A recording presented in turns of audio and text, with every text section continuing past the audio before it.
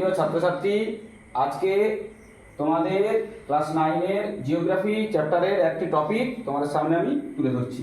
সেটা কি না ক্ষয়জাত পর্বত। এই ক্ষয়জাত পর্বত আসলে কি না প্রাচীন ভঙ্গিলা পর্বত, যেগুলো কি হয় আসলে এই ক্ষয়জাত পর্বত আমরা কাকে বলবো না দীর্ঘদিন ধরে কি না জলপ্রবাহ বা হচ্ছে নদী, হিমবাহ এবং বায়ুপ্রবাহ দ্বারা ক্ষয়ীভূত হয়ে এই নরম শিলা ক্ষয়ীভূত হয়ে পরে কি হয় না কঠিন শিলাটি সোজা হয়ে উপরে দাঁড়িয়ে থাকে।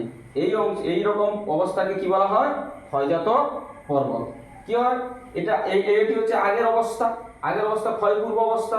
পরে ক্ষয়ের পরে যে কঠিন শিলাটি দাঁড়িয়ে থাকে সেটি হচ্ছে বর্তমান অবস্থা। আমি যে দেখিয়েছি এটি হচ্ছে বর্তমান অবস্থা। তাহলে এটিকে বলা হয় কি তাহলে ক্ষয়জাত পর্বত। তা আমি ক্ষয়জাত পর্বত তাহলে এ কি হয় না দীর্ঘকালীন বিভিন্ন প্রাকৃতিক বহির্জাত শক্তির দ্বারা ক্ষয়ীভূত হয়ে কঠিন শিলাটি দাঁড়িয়ে থাকে। এটাই হচ্ছে মূল কথা।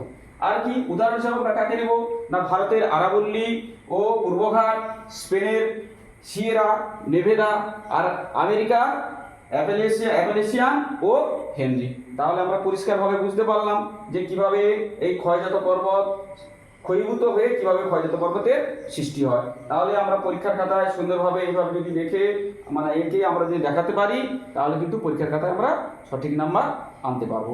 যদি কোনো এই টপিকের মধ্যে যদি কোনো তোমাদের অসুবিধা থাকে তাহলে তোমরা কমেন্ট করে জানিও।